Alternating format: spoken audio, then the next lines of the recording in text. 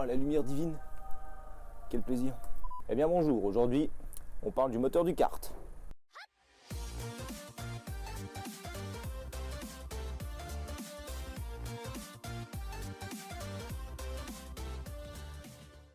Bon, ça fait déjà un petit bout de temps qu'il y a des soucis avec le kart, mais bon là, dernièrement, je me suis rappelé qu'il y avait quand même beaucoup de problèmes liés au moteur et qu'il y avait peut-être une panne, enfin du moins une usure de certaines pièces qui étaient mises en avant. Et du coup, on va regarder ça aujourd'hui. Donc je ne vais pas vous faire une liste complète de tout ce que j'ai pu changer ou tous les problèmes que j'ai pu avoir sur le kart, mais globalement j'ai régulièrement des problèmes à l'allumage, régulièrement c'est-à-dire quasiment à chaque fois que le moteur est chaud ou quoi que ce soit, j'arrive pas à le redémarrer tout de suite. Et entre autres, il y a aussi le fait qu'avec le kick, tu peux y aller à la main. Et quand je dis que le kick, tu peux y aller à la main, c'est-à-dire que vraiment, il n'y a pas de force quoi, genre c'est vraiment, tu forces pas. Du coup, je me dis qu'il doit y avoir un gros problème de pression dans le cylindre et qu'à mon avis, soit les segments ou soit le cylindre en lui-même ainsi que le piston sont complètement bouffés. Et bon, si jamais il y a un problème de compression dans le cylindre, ça veut dire que va falloir démonter soit le cylindre, soit le piston, les segments, enfin bref, il va démonter plein de choses.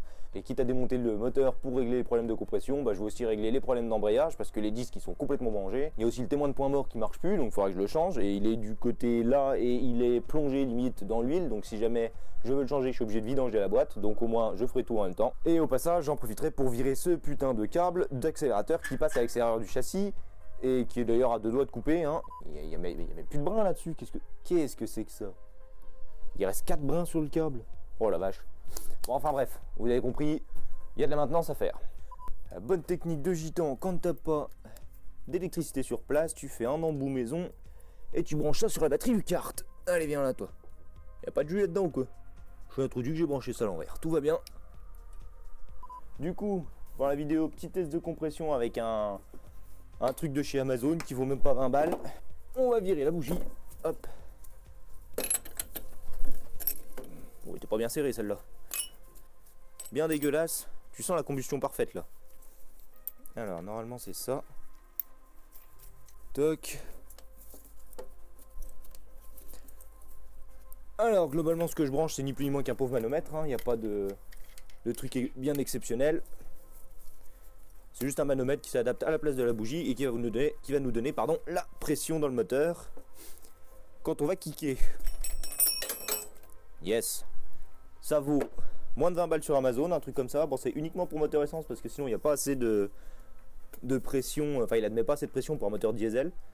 Il a seulement jusqu'à 300 PSI. Il me semble que ça peut monter à 400 un diesel, donc tu risques de faire sauter le bordel si tu n'utilises pas avec le bon moteur. Si, ça a l'air d'être pas mal là.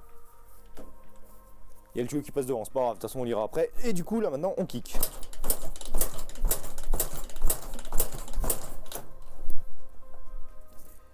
Et là on voit que c'est pas bon. Hein. On est à quoi, 75? Un peu moins, 60. Donc voilà, on est à 4 barres et demi. Je crois que le truc à l'envers, il faudra que je retourne ça au montage, sinon on verra rien. Et du coup, 4 barres et demi, c'est pas beaucoup parce que normalement, c'est censé être à 10. Donc ça fait 150 PSI normalement et on est un peu en dessous de 75, on doit être à un petit 70 quoi.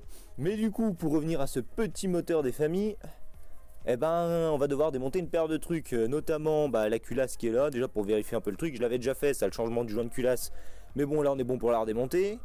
Il y a la petite sonde de température ici que j'aimerais bien récupérer pour voir le pas de vis et en mettre une digitale. Ça se trouve sur AliExpress, donc je pense que je vais mettre ça.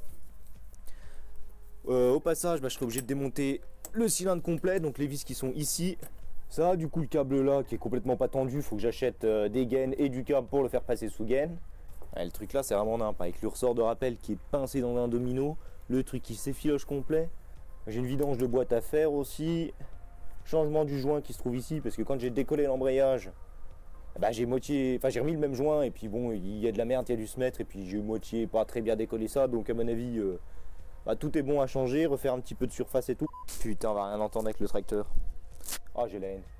Qu'est-ce qu'il nous reste? Ah oui, il y a du coup le témoin de point mort qui est du côté là. De toute façon, le moteur, je serai obligé de le sortir, donc je vais virer les 4 vis de support. Faudra que je regarde aussi parce que ici, alors vous voyez pas la caméra, mais ici je vous ferai un petit plan après. Il y a une vis avec les vibrations, elle est en train de manger le support, la truc, elle rentre dedans. En plus, le truc il est pété. Donc du coup, c'est en train de tout flinguer. Faudra que je mette, je sais pas quoi, faut que j'achète du frein filet aussi, ça commence à être vraiment urgent ça. Parce que toutes les vis qui se barrent avec les vibrations, c'est chiant. Je suis en train de voir qu'il y a les fils du Projo qui sont à moitié en train de toucher la masse. C'est un plaisir, ça va prendre feu tout à l'heure. Parce qu'il n'y a pas de fusible en plus là.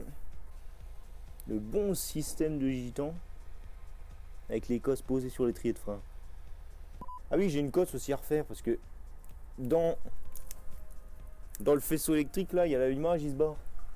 Ouais, dans le truc là, il y a un petit fil qui se barre, c'est la commande d'allumage. Du coup, c'est un peu chiant quoi. Elle est juste enfoncée comme ça dans la cosse et elle tient avec le scotch. Du coup, j'ai intérêt à refaire ça aussi assez vite. Il y a des poils partout sur cette merde, putain de chat. Oh le levier. Ouais, là aussi, il y a du truc à refaire. Enfin voilà, c'est déjà la fin de cette vidéo, hein. C'est vraiment pas une vidéo très longue, c'est juste pour vous dire que y a de la maintenance à prévoir sur ce kart et que ça fera lieu de beaucoup de vidéos, je pense, peut-être 3, 4, peut-être même plus. Ça va être fait, je pense, cet hiver, quand j'aurai les sous déjà, parce qu'il y a une paire de trucs à changer, j'en ai pour pas loin de 300 balles. Et aussi quand j'aurai le temps en fait, hein, parce que là pour l'instant, j'ai pas le temps.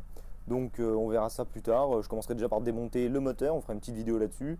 Voir ce qui a changé, voir ce qu'on peut garder, voir ce qu'il faut faire et peut-être découvrir d'autres problèmes.